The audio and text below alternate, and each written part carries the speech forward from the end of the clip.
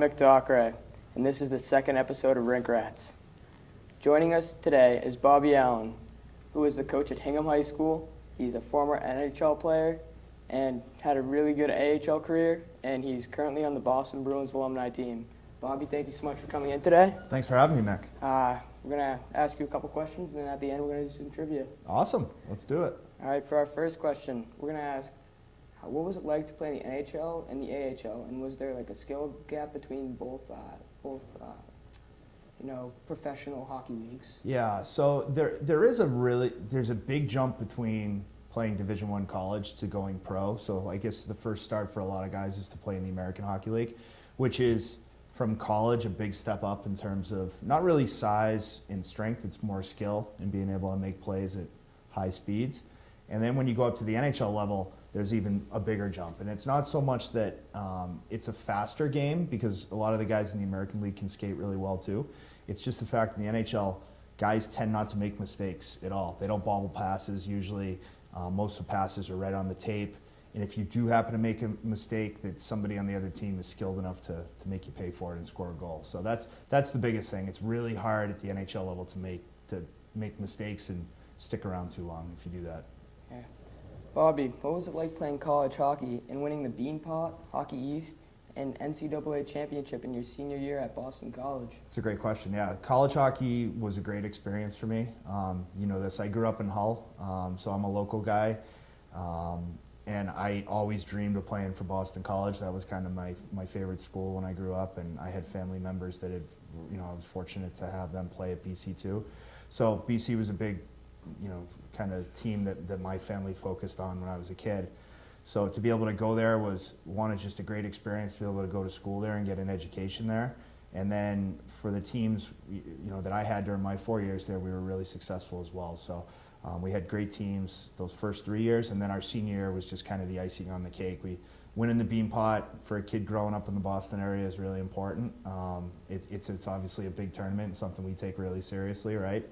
So that was super special, and we had a tough, those 3 games prior to that had some bad losses, especially against BU, which is, I feel like those guys, regardless of how their team was doing during the year, would always really play well in the Beanpot. So to beat them, win the Beanpot, we won Hockey East that year, we won the league title that year, and then to finish it off with a national championship was just the best way to go out for my college career. It was really cool.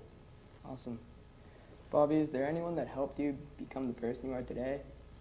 That's a great question too. Oh, introspective. I'd have to say my parents, first and foremost. For me, when I was growing up, school was just as important as athletics, and that was something that both my mom and my dad really preached of, you're not going to play hockey or you're not going to play baseball if your grades aren't good. So I took my studies really seriously. My parents instilled with me a set of values that, just treat people the right way and be respectful, and it's something that I've always tried to do, really just since I'm a grown-up now, Mick, you know that, right? So I just try and treat people the right way, and it's a pretty simple rule to live by, Yes. Bobby, you went to Cushing Academy. Can you tell us about your experience there? Yeah, Cushing Academy, for anybody that doesn't know, is a boarding school out in central Massachusetts. So it's up right on the New Hampshire border, north of Worcester. So kind of in the middle of nowhere. It's in Ashburnham, Massachusetts. If you didn't know the school was there, you probably would never go to that town if you're from this area. I went out there, one, to get a good education, and also to go out there and excel and advance in my hockey career. So I was 14 when I left home. I was a freshman in high school, so I was 14. I didn't have a lot of life skills. I didn't know how to do my own laundry.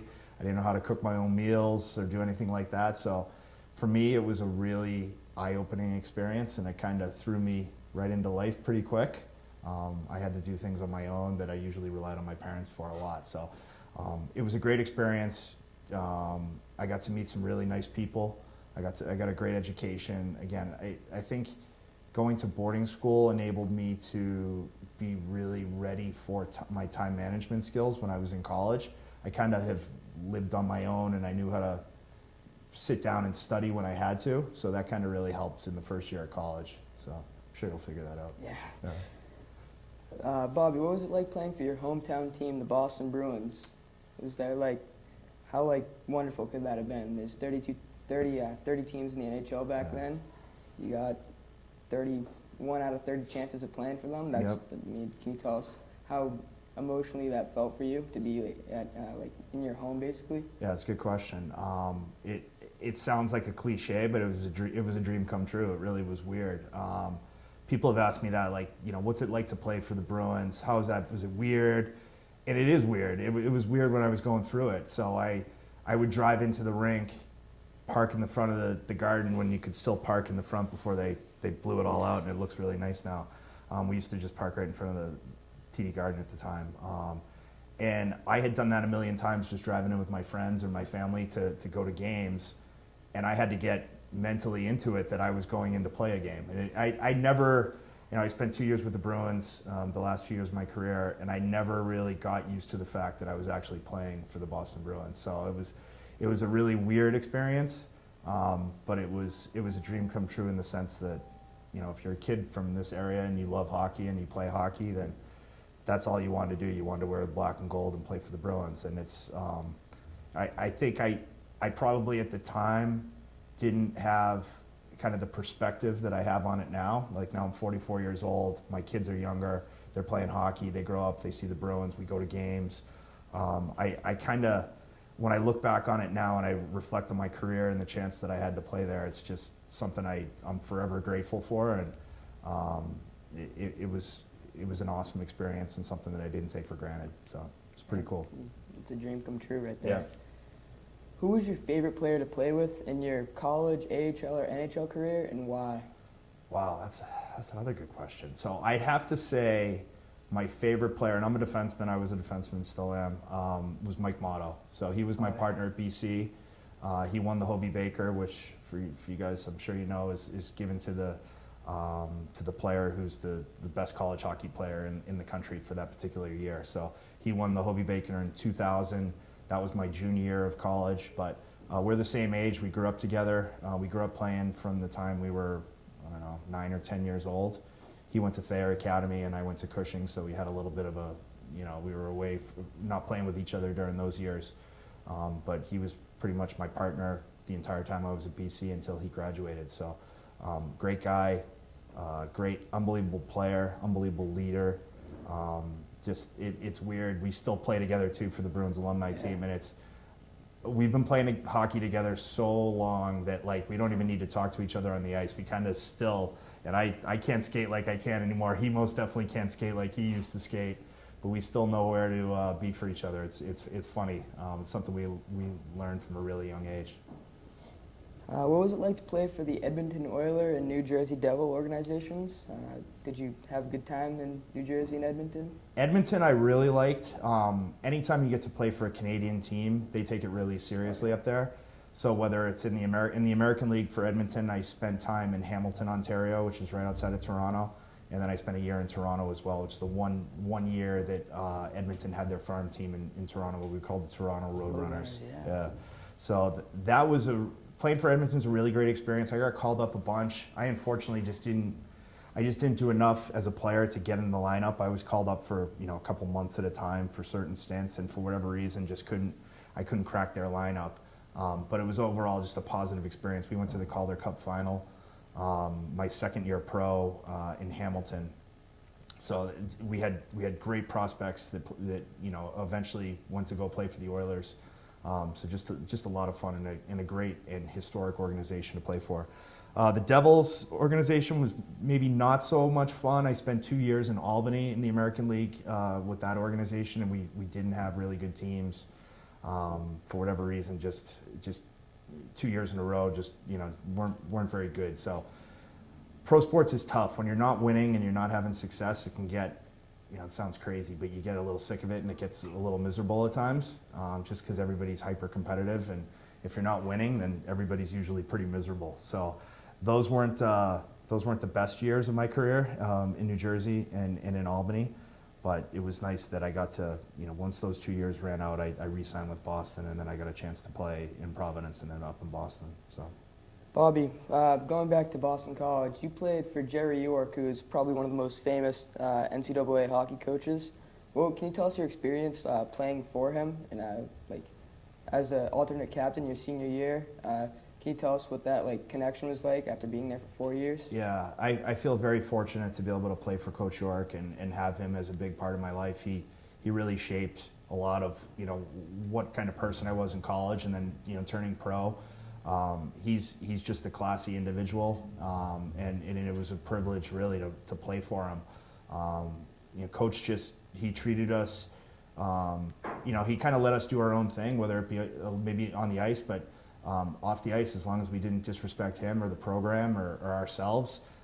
He kind of just let us be, and he was a fantastic coach to play for. He represented our team and our university really well, and I have nothing but the utmost respect for him. He's a classy guy, and all the accolades that he's gotten since he's retired, from BC has been, he's definitely worthy of it, because he's a heck of a coach.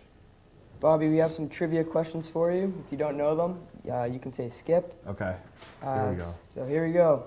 What is it called when a batter in baseball gets a hit, then gets out, but the runner on third scores a run? Oh, fielder's choice?